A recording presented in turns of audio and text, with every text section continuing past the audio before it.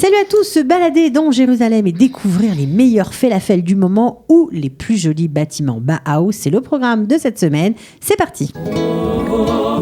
Jérusalem futée, la ville où il y a toujours un truc à faire. Valérie Kutkovitch, bonjour. Bonjour. Alors tu nous as concocté une petite balade très sympathique parce que c'est vrai que quand on parle Bauhaus, on pense immédiatement à Tel Aviv et c'est normal. Oui, ils ont bien fait leur marketing là-dessus. Bah oui, c'est normal parce que je crois que c'est l'endroit du monde où il y a le plus de bâtiments Bauhaus. Voilà, actuellement, c'est effectivement la plus grande concentration de bâtiments Bauhaus. Elle est à Tel Aviv. Hein. Alors, avant de rappeler l'historique, bien sûr, de ce mouvement, parce que c'est quand même passionnant comme histoire, hein, comme mouvement architectural, il faut rappeler que Jérusalem bénéficie de 25 bâtiments. Exactement, il y a également... Pas mal. Voilà, alors comme c'est le centenaire cette année, je me suis dit, on va en parler. Je suis partie un peu en balade. Il y a un site internet qui met une carte où il y a tous les bâtiments Bauhaus à Jérusalem. Alors, le Bauhaus, c'est ce qu'on voit à l'image. Hein, vous voyez les bâtiments arrondis comme ça. Exactement, c'est deux.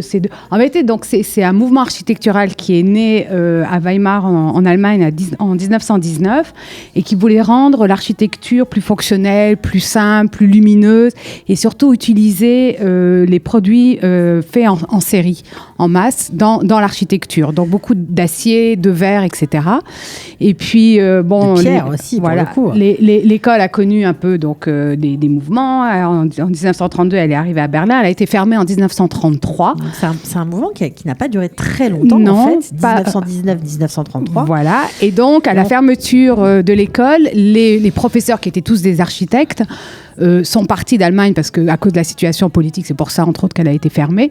Et donc, il y avait trop de juifs dans cette école. Voilà, on va dire ça comme ça. Et puis, donc certains sont partis aux États-Unis et certains sont partis en Israël, sont arrivés à Tel Aviv qui était en plein boom, je dirais, de développement, etc. Il y avait tout à construire, tout à faire. Donc c'est pourquoi, c'est vrai qu'à Tel Aviv, il y en a beaucoup, mais il y a aussi eu des constructions donc, à Jérusalem, à la fois de villas particulières, à la fois d'immeubles et à la fois, entre autres, un quartier du côté de la rue Haza. C'est vraiment tout un quartier avec des petites maisons. C'est à Jérusalem. Hein. Ça, c'est à Jérusalem. Tout un quartier avec des petites maisons qui sont qui ont été construites à cette époque par des architectes spécialistes du Bauhaus. Alors, si ça vous branche, on va voir la carte tout simplement avec les petits points rouges où bien sont situés des bâtiments. Il y a exactement. Bauhaus. Voilà. Alors, on voit pas tout parce que des fois il y a de la végétation, des fois il y a mais c'est très sympa. C'est pas une grosse balade à faire. C'est surtout dans le quartier Reravia, Talbier. Il y en a quelques-unes du côté centre-ville, du côté de King George.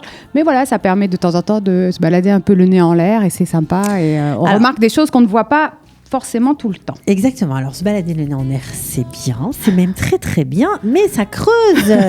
Voilà. Alors, une transition toute trouvée pour parler du falafel, ce plat traditionnellement israélien. Enfin, c'est à voir parce que ça nous vient de loin, ce falafel. Alors, on ne sait pas exactement l'origine, mais a priori, ça viendrait d'Égypte du 5e siècle et ça viendrait des chrétiens d'Égypte qui ont confectionné ce plat pour la période de carême. Donc, on ne pouvait pas manger de viande. Donc, ils ont fait quelque chose de végétarien, même de végétalien. Alors, au début, il paraît que c'était des fèves. Alors, c'était fait au départ avec des fèves et c'était mangé froid. Ensuite, ça a voyagé du côté du Liban, de la Syrie. Et là, ça a été fait avec des pois chiches, comme c'est fait maintenant, plus souvent. Et on a mangé ces boulettes chaudes, hein. D'accord. Comme on le mange maintenant. Du froid au chaud, voilà, de la fève au pois chiche. Exactement. D'accord. Et puis, c'est arrivé à un moment ou un autre avec le commerce, etc. C'est arrivé en Israël. Et les Israéliens ont pris ça parce que c'était un plat facile à faire, c'était un plat pas cher, qu'on pouvait emporter, etc. Ils ont fait des petits twists. Hein. Ils ont mis ça à la sauce israélienne, je dirais, en rajoutant la pita. Donc, de mettre les falafels dans une pita alors qu'ailleurs, c'est servi sur une assiette. Donc ça, la pita, contrairement à ce qu'on pourrait croire, c'est vraiment israélien avec le falafel. Voilà, les falafels dans la pita, c'est complètement israélien. Okay. Et tous les tosefes, je dirais, toutes les salades qu'on rajoute dedans, ça c'est israélien. Ouais, vous dites que la cuisine israélienne n'existe pas. Faux, mais si, faux. Ça c'est israélien. Alors il paraît qu'à un moment on ne mangeait plus le falafel en Israël, c'était pas du tout tendance. Oui. Alors dans les années 20, c'était très tendance parce que les nouveaux immigrants d'Europe, etc., voulaient faire comme tout le monde, donc ils mangeaient le plat local des falafels. Et en plus c'était pas cher, on pouvait emmenait au boulot, alors etc. pourquoi on ne mangeait et plus à un puis, moment dans les années 50, visiblement, on a considéré que c'était un peu, je dirais, la nourriture de l'ennemi, entre guillemets. Donc, les gens ont un peu délaissé le falafel. Ils voulaient plus faire un peu comme les autres. Il y a même des articles de journaux de cette époque qui disent, voilà, c'est la fin du falafel. Dans 2 ans, on n'en parlera plus. Ils se sont un petit peu plantés parce que et voilà, il y en a pas beaucoup, du tout. beaucoup. Exactement, et c'est revenu en force. Et maintenant, c'est vraiment, si on demande, je crois, si on fait un sondage, un Israélien sur 2 dit qu'est-ce qui est le plus représentatif en Israël. On parle du falafel. Bon, moi, j'ai parlé de la chutzpah, mais bon, j'étais pas dans la norme.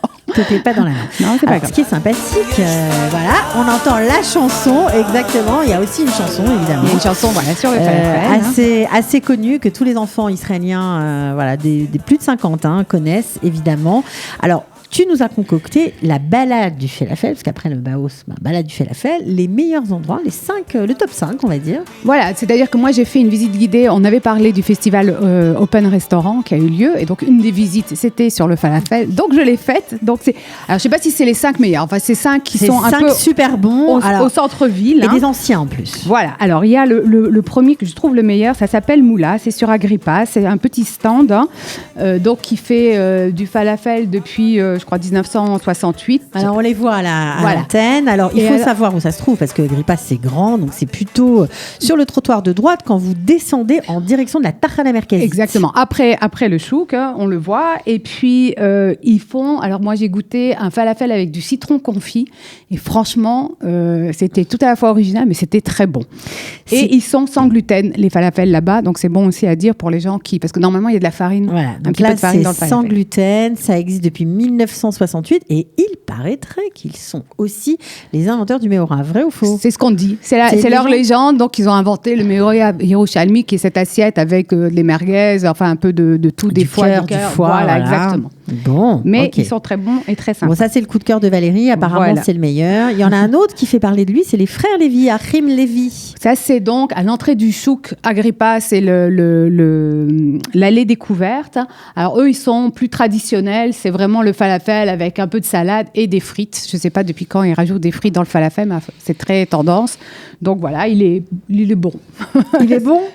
Ouais, non, c'est un bon falafel, mais voilà. Pas plus que ça? Pas plus que ça. Bon, ok. Alors, on continue toujours dans le chouk ou on sort du chouk? Non, on continue dans le chouk avec... on s'est arrêté chez Street Market, qui est c'est plus chic, là. Oui, c'est des sushis. Et alors, ils proposent un sushi falafel. C'est-à-dire que c'est un sushi, je dirais, classique. Mais au-dessus, il y a donc une espèce de... La préparation du falafel un peu frit, comme ça? Voilà, exactement. Ça se mange tiède avec la trina. C'est pas mauvais, c'est assez marrant. Ça fait des sushis au falafel. Voilà, sushi falafel. Il faut savoir, pour la petite anecdote, qu'il y a eu aussi, par exemple, McDonald's qui, en Israël, il y a quelques années, avait lancé un Mac falafel. Ils se sont plantés. Et oui, ça n'a pas marché. Ça marche encore, on peut le déguster. Si vous allez au Canada, ça se trouve encore chez McDonald's, et dans certains pays arabes, ça se trouve encore chez McDonald's. Mais en Israël, non, les gens n'ont pas aimé. Bon, alors maintenant, on va chez les célèbres.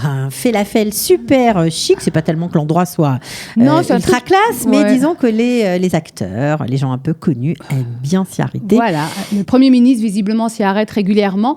Donc, ça s'appelle Shalom Falafel. Ils sont là depuis 1940. Donc, c'est vraiment un des premiers. Ça se trouve sur Betzalel, un peu plus bas que le théâtre. Voilà. Et puis, eux, alors, la trina est super bonne. Et puis, ils font aussi du falafel dans des lafas. Voilà, ce qui est très israélien. Leur spécificité. Ouais, très plus israélien, très de Jérusalem, que de faire dans les terres. Bon, alors on va, après celui-là, qui est quand même à voir, si vous ne le connaissez pas, et surtout à goûter, on va finir chez Mochiko, c'est le plus célèbre pour les touristes, on va dire ça. Voilà, sur Ben Yehuda. Voilà, on fait de la pub aujourd'hui. Voilà, mais c'est bien, qui est bon aussi, mais leur grande spécialité, c'est d'avoir vraiment une sélection de salades immense à mettre dedans. Et à ce qui paraît, on peut dire, on veut de tout, et ils arrivent à rentrer toutes les salades dans un falafel. Voilà, et puis surtout, il y a beaucoup de débit, il y a beaucoup de passages, donc c'est toujours très frais. Voilà, merci pour cette petite balade falafel. On finit avec l'agenda peut-être? Oui. Quelques dates sympas. Alors, le lundi 2 décembre à 19h, chez Vice Versa, il y aura la présentation de la revue à la page, une revue culturelle. Du 4 au 6 décembre, il y a le Jérusalem Jazz Festival au Musée d'Israël. Ça, c'est très sympa parce que ça se trouve, il y a des concerts dans les galeries en rapport avec les expositions, donc c'est assez sympa. le jeudi 5 décembre à 18h, ici même chez Qualita, il y a une conférence sur la santé, si vous aviez plus de droits que vous ne le pensiez. Donc, oui, c'est faire valoir et obtenir ses droits. Voilà, pour toutes les coupes patronymes, aussi. etc. Donc ça, c'est bien. Et puis, une nouvelle initiative de l'Institut Romain Gary qui lance les fous rires de Romain Gary. Donc, ils ont décidé tous les 2 mois d'inviter des stand-upistes francophones. Incroyable. Voilà. Et ils commencent le dimanche 8 décembre avec Noam Habiton et Sébastien Guetta. Voilà. Bon, on leur souhaite bonne chance. On leur dit bravo. Merci à Romain Gary de nous régaler de cette belle idée. Merci à toi, Valérie. On se retrouve la semaine prochaine. Ciao. Au revoir.